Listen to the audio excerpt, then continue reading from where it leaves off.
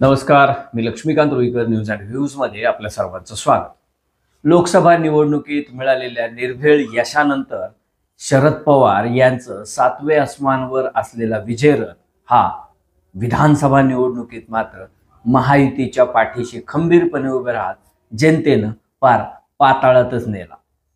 म्हणजे ज्या शरद पवार यांच्या पक्षाला लोकसभेमध्ये 2019 साली केवळ 3 ते 4 जागा होत्या, त्या शरद पवारांच्या पक्षाला अनपेक्षित असं यश मिळालं आणि लोकसभेत त्यांच्या 8 जागा निवडून आल्या. काँग्रेसच्या पदरात देखील घवघवीत यश मिळालं, त्यांनाही 13-14 जागा मिळाल्या आणि उबाठा सेनेचे प्रमुख उद्धव ठाकरे यांच्या पदरात 9 जागा मिळाल्या.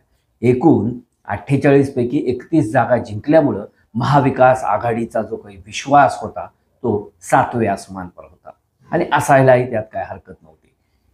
विद्यमान सरकारमध्ये अजित पवार हे सहभागी झाल्यानंतर मोठ्या प्रमाणात जनतेत आणि विशेषतः भाजपप्रेमी मतदारांमध्ये आक्रोश निर्माण झाला होता आणि त्यामुळेच कदाचित संविधान बदलाचा नरेटिव्ह असेल किंवा अजित पवारांची केलेली एंट्री असेल, या सगळ्या गोष्टी जनतेला खटकल्या आणि त्याचा परिणाम लोकसभा निवडणुकीत महाविकास आघाडीला निर्भेळ यश मिळण्यात झाला.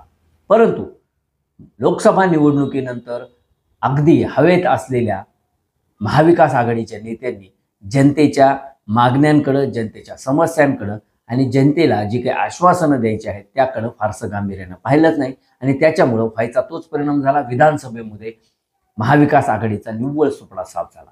या सगळ्या घटना घडामोडींनंतर पवारांच्या मनात असो की नसो, पण पवारांनी जे मंत्रिमंडळाचं देखील वाटप केलं होतं ते मंत्रिमंडळाचं वाटप त्यांच्याकडून तर होऊ शकलं नाही, पण भारतीय जनता पक्ष, शिवसेना आणि अजित पवार राष्ट्रवादी काँग्रेस पक्ष यांच्या वतीनं आता एक मुख्यमंत्री आणि 2 उपमुख्यमंत्र्यांनी मंत्रिपदाची शपथ देखील घेतलेली आहे.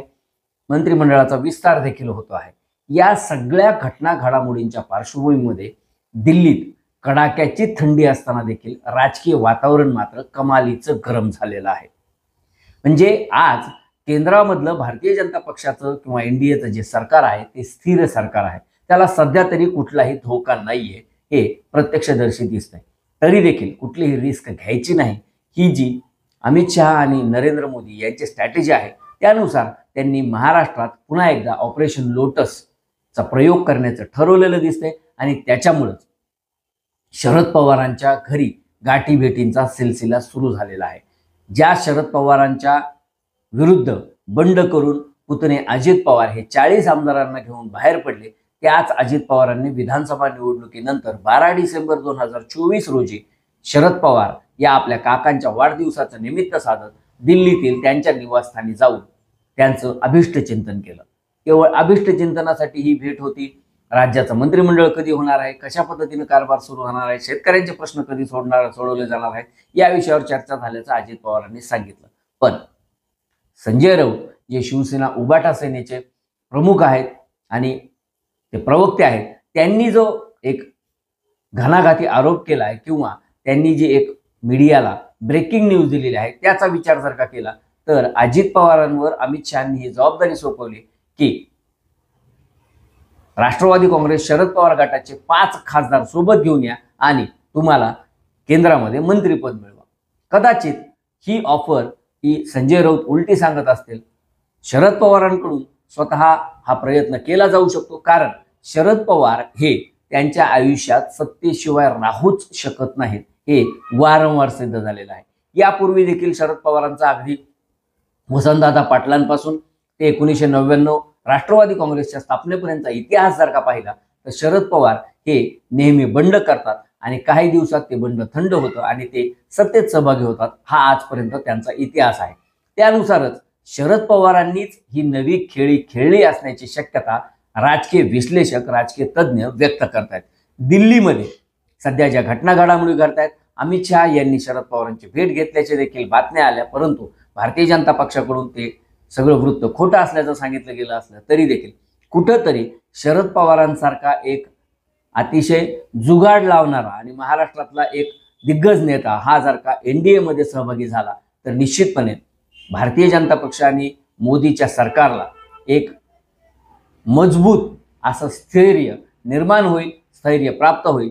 ही नरेंद्र मोदी आणि अमित शहा यांची इच्छा आहे. आणि त्यानुसार अगदी 2014 पासून अनेक वेळा शरद पवारांना वेगवेगळ्या पद्धतीनं आपल्या सोबत घेण्याचा प्रयत्न या जोडगोळीनं केलेला आहे, परंतु त्यात अद्यापपर्यंत यश आलेलं नाही. मात्र विधानसभा निवडणुकीमध्ये जी शरद पवारांच्या पक्षाची धुळधाण झालेली आहे ती पाहता सत्तेशिवाय पुढील 5 वर्ष काढणं हे पवारांना शक्य नाही.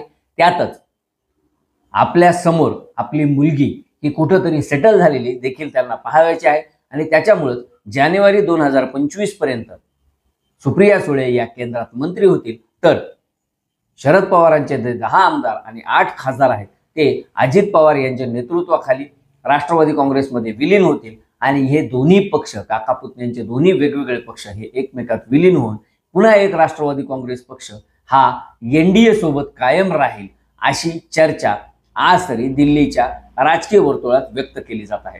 शरद पवारांचा एकंदर स्वभाव जर का पाहिला, त्यांचे राजकीय डावपेच जर का पाहिले तर कधीही काहीही होऊ शकतं आणि पवार कधीही जागेवर यू टर्न घेऊ शकतात किंवा मोठी धाव देखील घेऊ शकतात, मोठी उडी मारू शकतात, हे राजकीय तज्ज्ञ सांगतायत.